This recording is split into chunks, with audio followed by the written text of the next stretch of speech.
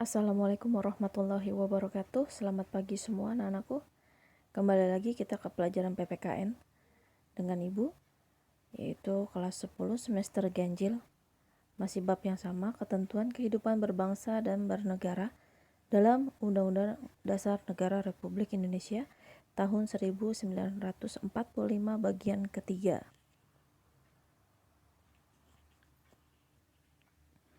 Setelah kita kemarin mempelajari mengenai wilayah, kemudian warga negara dan penduduk, kali ini kita akan memasuki materi mengenai agama dan kepercayaan. Ya, di Indonesia kita diakui 6 agama, yaitu Islam, Kristen, Katolik, Hindu, Buddha, dan Konghucu. Dalam hal ini, dalam beragama di Indonesia, jelas ada jaminan kebebasan beragama, yaitu ada dalam pasal 28E ayat 1 dan ayat 2, serta pasal 29.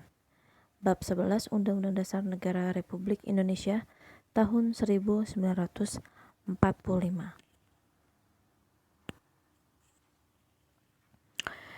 Kemudian kedua, membina kerukunan beragama.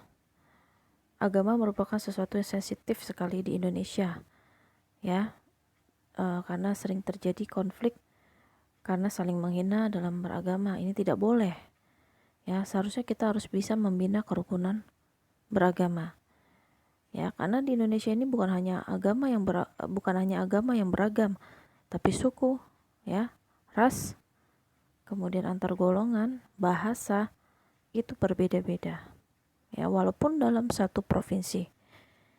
Nah, untuk itu kita perlu membina kerukunan beragama, ini terutama beragama yang sangat sensitif sekali.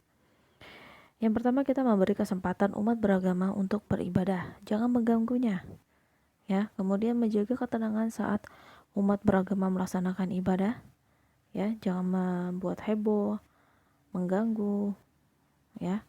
Kemudian mengutamakan kepentingan umum dalam masyarakat. Artinya meskipun kita berbeda agama, kita tetap harus saling tolong menolong, ya, bekerja sama dan mengutamakan kepentingan umum. Jangan mementingkan hanya kepentingan pribadi saja. Kemudian menjalin pertemanan dengan siapapun tanpa membeda-bedakan sara atau suku, agama, ras, dan antar golongan. Kemudian membiasakan hidup gotong royong, saling membantu. Meskipun tetangga sebelah kita itu berbeda agama dengan kita, maka ketika dia dapat musibah, saling membantu. Apabila kita dalam kesenangan, maka berbagilah dalam kesenangan tersebut. Seperti itu. Baik, tadi soal agama dan kepercayaan, ya. Di sini kedua kita akan membahas atau yang D, pertahanan dan keamanan negara Republik Indonesia. Makna pertahanan dan keamanan negara dalam pasal 1 ayat 1 Undang-Undang Nomor 3 Tahun 2002 tentang pertahanan negara dijelaskan bahwa pertahanan negara adalah segala usaha untuk mempertahankan kedaulatan negara, keutuhan wilayah negara, kesatuan Republik Indonesia, dan keselamatan segenap bangsa dari ancaman dan gangguan terhadap keutuhan bangsa dan negara. Ya, di sini kita mempertahankan kekuasaan negara kita, jangan sampai negara kita atau kedaulatan negara kita diganggu atau diancam oleh bangsa lain, ya. Karena gangguan itu sebenarnya asalnya bukan hanya dari luar, ada juga dari dalam negara sendiri, seperti pemberontakan, ya, yang masih ada sampai hari ini.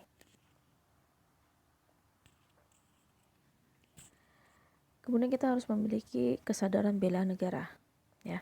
Bela negara merupakan hak dan kewajiban seluruh rakyat Indonesia sesuai ketentuan pasal 9 ayat 1 Undang-Undang Nomor 3 Tahun 2002 tentang pertahanan negara. Dalam ketentuan ini dijelaskan bahwa setiap warga negara berhak dan wajib ikut serta dalam upaya bela negara yang diwujudkan dalam penyelenggaraan pertahanan negara. Ya, seperti keanggotaan prajurit TNI, ya, mereka melewati berbagai latihan, kemudian ujian-ujian untuk menjadi seorang prajurit, ya, dengan tujuan untuk menjadi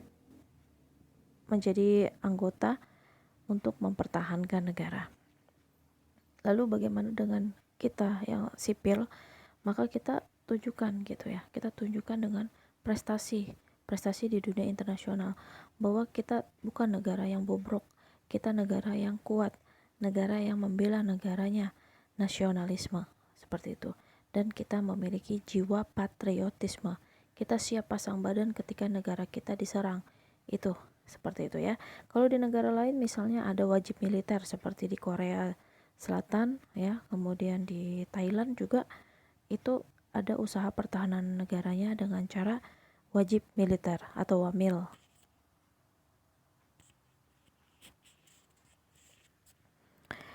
Penyelenggaraan pertahanan negara diatur dalam bab 3 Undang-Undang Nomor 3 Tahun 2002 tentang Pertahanan Negara. Dalam pasal 6 dijelaskan bahwa pertahanan negara diselenggarakan melalui usaha membangun dan membina kemampuan daya tangkal negara dan bangsa, serta menanggulangi setiap ancaman. Penyelenggaraan pertahanan negara merupakan segala kegiatan untuk melaksanakan kebijakan pertahanan negara. Contoh, menanggulangi setiap ancaman. Misalnya negara kita dalam hal ini Laut Indonesia ya dimasuki kapal asing ya atau kapal ilegal dengan tujuan misalnya untuk mengambil sumber daya alam di dalamnya dengan cara yang tidak baik ya, misalnya mencuri ikan dengan pukat harimau, ngebom seperti itu, atau mengambil terumbu karang kita demi kepentingan pribadi mereka, maka ini harus ditanggulangi. Makanya diberikan di pangkalan-pangkalan laut itu pasti ada para TNI Angkatan Laut yang menjaganya atau melalui Kementerian Kelautan ya.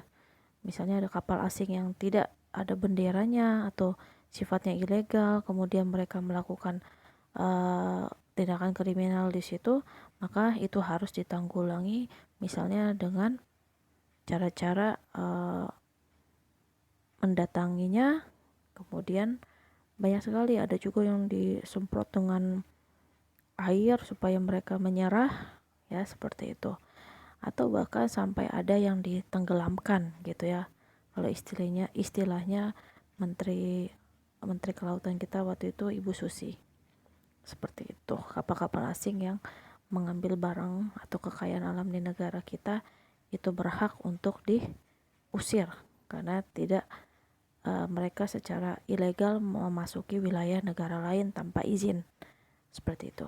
Atau misalnya ancaman-ancaman berupa ideologi ya, misalnya sekarang yang lagi booming lagi adalah komunis. Nah ini kan ideologi dari luar sana ya, ingin masuk lagi ke negara Indonesia, mulai mendoktrin negara kita dengan paham-pahamnya. Nah ini bagian dari ancaman. Kita harus pasang badan, kita juga harus belajar apa itu ideologi-ideologi yang memang tidak cocok untuk negara kita. Maka kita harus mempertahankan Pancasila sebagai ideologi negara kita ya.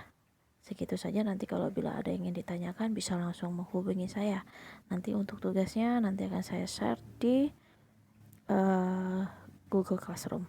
Oke, sampai situ saja pertemuan kita hari ini. Mudah-mudahan apa yang saya sampaikan ini bermanfaat dan dapat kalian serap dengan baik.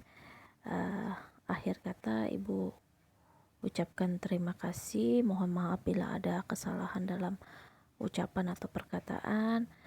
Wassalamualaikum warahmatullahi wabarakatuh.